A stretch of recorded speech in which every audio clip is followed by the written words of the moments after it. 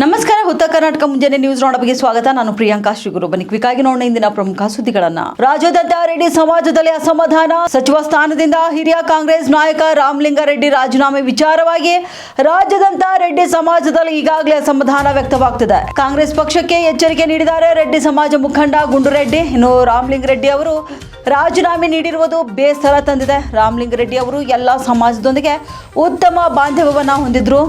ಇವರ ಈ ರಾಜೀನಾಮೆ ನಮಗೆ ತುಂಬಾ ನೋವನ್ನ ತಂದಿದೆ. ಈ ರಾಜೀನಾಮೆಯಿಂದ ಮುಂದಿನ ಸ್ಥಳೀಯ ಚುನಾವಣೆಗೆ ದೊಡ್ಡ ಹೊಡೆತ ನೀಡಲಿದೆ. ಕಳೆದ ಬಾರಿ ನೀಡಿದ ಖಾತೆಗಳನ್ನು ಉತ್ತಮ ರೀತಿಯಲ್ಲಿ ಅವರು ನಿಭಾಯಿಸಿದ್ದಾರೆ. ಅವರ ಕಾರ್ಯವೈಖರಿ ಬಗ್ಗೆ ಇಡೀ ರಾಜ್ಯಕ್ಕೆ ಹಾಗೂ ಕಾಂಗ್ರೆಸ್ ಪಕ್ಷಕ್ಕೆ ಗೊತ್ತಿದೆ ಏನಂತ.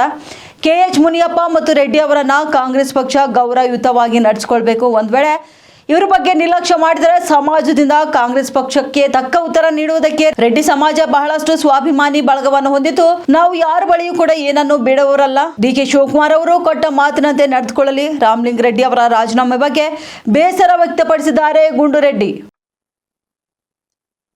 ನಮಸ್ಕಾರ. ಇವತ್ತ ನಾನು TV ಮಾಧ್ಯಮದಲ್ಲಿ ನೋಡಿದೆ. ಮೊನ್ನೆ ನಮ್ಮ ನಾಯಕರು ಹಿರಿಯರು ಈ ಕ್ಯಾಬಿನೆಟ್ನಲ್ಲಿ ಅತ್ಯಂತ ಹಿರಿಯ ಮುತ್ಸದ್ದಿ ಶ್ರೀಮನ್ ಸರಳ ಜೀವಿ ರಾಮಲಿಂಗಾರೆಡ್ಡಿ ಸಾಹೇಬರಿಗೆ ರಾಜೀನಾಮೆ ಕೊಟ್ಟಿದ್ದು ನೋಡಿದೆ ನಾನು. ಅದು ನೋಡಿ ತುಂಬ ಈ ಕಡೆ ನಮ್ಮ ಭಾಗ ಎಲ್ಲ ಕಡೆ ಯೂತ್ಸ್ ಆಗಲಿ ಯಾರೇ ಈ ಕಡೆಯಿಂದ ಹೋಗಲಿ ಅವ್ರು ಆ ಕ್ಷೇತ್ರದವ್ರು ಈ ಕ್ಷೇತ್ರದವ್ರು ಎಂದೂ ಆ ಜಾತಿ ಈ ಜಾತಿ ಅಂತ ಎಂದೂ ಅವರು ಮಾತಾಡಿದವರೇ ಅಲ್ಲ. ಸುಮಾರು ದಿನಕ್ಕೊಂದು 300-400 ಲೆಟರ್ ಅವರು ಸಿಗ್ನೇಚರ್ ಮಾಡಿಕೊಡ್ತಾರೆ. ಯಾರು ಬಂದರು ಯಾವ ಕೆಲಸ ಯಾರಿಗೆ ಹೇಳಬೇಕು. ಪಾಪ ನಾವು ಧರ್ಮಸಿಂಗ್ ಸಾಹೇಬ್ರ ಬಾದ ಯಾರಿಗಾದ್ರೂ ಸರಳ ಜೀವಿಗೆ ನೋಡಿನಂದ್ರೆ ಶ್ರೀಮಾನ್ ರಾಮಲಿಂಗಾರೆಡ್ಡಿ ಸಾಹೇಬ್ರಿಗೆ ಇವತ್ತಿಷ್ಟು ನೋವಾಗ್ಲತ್ತ ನಮ್ಗೆ ರಿಸೈನ್ ಮಾಡಿದ್ದು ನೋಡಿ. ಅದಕ್ಕೆ ಮೊನ್ನೆ DK ಸಾಹೇಬರಿಗೆ ನಾನು ಕಾಂಗ್ರೆಸ್ ಪಕ್ಷದ ಹಿರಿಯ ವರಿಷ್ಠರಿಗೆ ಎಲ್ಲರಿಗೆ ನಾನು ಕಳ್ಕಳಿ BK ಸಾಹೇಬರಿಗೆ DK ಅವರಿಗೆ ರಾಹುಲ್ ಗಾಂಧಿ ಅವರಿಗೆ ನಾನು ಕಳ್ಕಳಿ ಮನವಿ ಮಾಡ್ತೀನಿ. ಈ ಮುಂದೆ ಬರ್ತಕ್ಕಂಥದ್ದಿಂದ ಅಲ್ಲಿ ಮುನ್ಸಿಪಾಲ್ಟಿ ಆಗಲಿ ತಾಲೂಕ್ ಪಂಚಾಯತ್ ಜಿಲ್ಲಾ ಪಂಚಾಯತ್ ಆಗಲಿ ಬರ್ತಕ್ಕಂಥ 2028ರ MLA ಎಲೆಕ್ಷನ್ಗಳಾಗಲಿ ರಾಮಲಿಂಗಾರೆಡ್ಡಿ ಸಾಹೇಬ್ರಲ್ಲಿ ತುಂಬ ಹೊಡೆತ ಬೀಳ್ತದೆ ನಿಮ್ಗೆ. ದಯವಿಟ್ಟು ನಾನು ನಿಮ್ಮ ಕಳ್ಕಳಿ ಮನವಿ ಮಾಡ್ತೀನಿ. ಯಾಕಂದ್ರೆ ಅಂಥ ಹಿರಿಯ ಜೀವಿ ಸರಳ ನಾವು ಯಾವುದೇ ಖಾತೆ ಕೊಟ್ಟರು ಯಾವ ಥರ ನಿಭಾಯಿಸಿದಾರೆ ಇಡೀ ರಾಜ್ಯದ ಜನತೆ ಗೊತ್ತಿದೆ, ನಿಮ್ಮ ಪಕ್ಷದವರಿಗೂ ಗೊತ್ತಿದೆ. ಅಂಥವ್ರಿಗೆ ನೀವು ಕಡೆಗಣಿಸೋದು ಭಾಳ ತಪ್ಪಾಗ್ತದ. ಈಗ ನಮಗೆ ಇಷ್ಟು ನೋವಾಗಲತ್ತಂದ್ರೆ ಪಾಪ ರಾಮಲಿಂಗಾರೆಡ್ಡಿ ಸಾಹೇಬ್ರಿಗೆ ಎಷ್ಟು ನೋವಾಗಿರ್ಬೇಕು. ಅವರು ನಮ್ಮ ಮುನಿಯಪ್ಪ ಸಾಹೇಬರು ಹಿರಿಯರು ಇವರೆಲ್ಲ ಇಡೀ ಈಗ ಇದರ ಕ್ಯಾಬಿನೆಟ್ನಾಗೆ ಅತ್ಯಂತ ಹಿರಿಯರು. ಮುನಿಯಪ್ಪ ಸಾಹೇಬರು ಒಂದ್ಸಲ MP ಆಗಿ ಮತ್ತು 6-7 ಸಲ ಶಾಸಕರಾಗಿದ್ದಾರೆ. ರಾಮಲಿಂಗಾರೆಡ್ಡಿ ಸಾಹೇಬರು 8ನೇ ಸಲ ಇದು ಇಡೀ ಕ್ಯಾಬಿನೆಟ್ನಾಗೆ ಅತ್ಯಂತ ಸೀನಿಯರ್. ಅವ್ರಿಗೆ ಡೆಪ್ಟಿ CM ಕೊಟ್ಟರು ಕಮ್ಮಿದೆ. ಅದಕ್ಕೆ ಅವ್ರಿಗೆ ಮನವೊಲಿಸಿ ಆ ಕ್ಯಾಬಿನೆಟ್ನಾಗ ಒಯ್ತಕ್ಕಂಥ ಕೆಲಸ ಮಾಡಬೇಕು. ಇಲ್ಲಾಂದ್ರೆ ಇಡೀ ಸಮಾಜ ನಮ್ಮ ರಾಜ್ಯದಲ್ಲಿ ಕಾಂಗ್ರೆಸ್ ಬಹಿಷ್ಕಾರ ಆಗ್ತದೆ ಬರ್ತಕ್ಕಂಥದ್ದಿಂದ ನಿಮ್ಮ ಕಾಂಗ್ರೆಸ್ ಪಕ್ಷಕ್ಕೆ ತಕ್ಕ ಪಾಠ ಕಲಿಸ್ತಾ ಅಂತೇಳಿ ನನ್ನ ವತಿಯಿಂದ ನಾನು ಕಳಕಳಿಯಿಂದ ಹೇಳ್ತೇನೆ.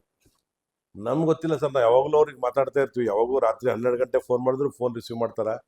ಅವ್ರು ಎಂದೂ ನನಗೆ ಇದು ಬೇಕು ಅದು ಬೇಕಂತ ಡೆಲಿಗೇಷನ್ ಮಾಡಿದವರು ಯಾವ ಲೀಡರ್ ಮನೆ ಹಿಂತಿರುಗಿದವರೇ ಅಲ್ಲ. ಅದ್ರಾಗ ನಮ್ಮ ಜಾತಿ ಭಾಳ ಸ್ವಾಭಿಮಾನ ಜಾತಿ ನಮ್ಮದು. ನಾವು ಎಲ್ಲೇ ಇದ್ದರೂ ಇಡೀ ಒಂದು ಊರ 1-2 ಮನೆ ಇದ್ದರೂ ಆ ಇಡೀ ಊರಿಗೆ ನಾವು ಕಂಟ್ರೋಲ್ ಇಟ್ಕೊಂಡು ಎಲ್ಲ ಸಮಾಜಕ್ಕೆ ನಾವು ಒಳಿತಂದು ಬಯಸಿ ಎಲ್ಲ ಸಮಾಜ ಜೊತೆ ಬೆರೆತು ನಾವೆಲ್ಲ ಸಮಾಜದವ್ರ ಜೊತೆಗೆ ಮಿಕ್ಸ್ ಆಗಿ ಕೆಲಸ ಮಾಡ್ತೀವಿ. ಹಿಂಗಾಗಿ ಇಡೀ ರಾಜ್ಯದಾಗ ಬೆಂಗಳೂರು ಸಿಟಿಗ ಅವ್ರಿಗೆ ಇವರೇ ಕರೆದು ಹೇಳಿದ್ದಾರೆ 2023 ನಾನು TV ಮಾಧ್ಯಮದಲ್ಲಿ ನೋಡಿದೆ. 23 ಕರೆದು ಸುರೇಶ್ ಸಾಹೇಬರು DK ಶಿವಕುಮಾರ್ ಸಾಹೇಬರು ಅವತ್ತೇ 23ಕ್ಕೆ ಇದು ಬೆಂಗಳೂರು ನಗರ ಅಭಿವೃದ್ಧಿ ಕೊಡ್ತೀನಿ ಅಂತ ಹೇಳಿದ್ರಂತೆ. ಆಮೇಲೆ ಮತ್ತೆ ಕರೆದು ಇಲ್ಲ ನೆಕ್ಸ್ಟ್ 23 ನಂತರ ನಾನೇ ಆಗ್ತೀನಿ CM ಕೊಡೋಣ ಅಂತೇಳಿ ಮಾತಾಡಿದ್ರಂತ. ಅದು ಅವ್ರೇನು ನೋವಾಗಿದೆ, ನಾನು ಕೊಡ್ತೀನಿ ಅಂತೇಳಿ ಕೊಡ್ತಾ ಇಲ್ಲಲ್ಲ ಅಂತೇಳಿ ಅಷ್ಟೇ. ಅದಕ್ಕೆ ನಾನೊಂದು ಕಳಕಳಿ ಮನವಿ ಮಾಡ್ತೀನಿ ಇಡೀ ಕಾಂಗ್ರೆಸ್ ಹೈಕಮಾಂಡ್ಗೆ ಎಲ್ಲ ವರಿಷ್ಠರಿಗೆ. ನೀವು ಹಿರಿಯರ ಮುಂದೆ ಬರ್ತಕ್ಕಂಥದ್ದಿಂದಾಗ ನೀವು ನುಕ್ಸಾನ್ ಮಾಡ್ಕೋಬೇಡ್ರಿ. ಅಂಥವ್ರಿಗೆ ಮನವೊಲಿಸಿ ಅಂಥವ್ರೆಲ್ಲ ನೇತೃತ್ವದಾಗ ತಾವು ಮುಂದುವರಿಬೇಕಂತೇಳಿ ನಾನು ನಿಮ್ಗೆ ಕಳಕಳಿ ಮನವಿ ಮಾಡ್ತೀನಿ.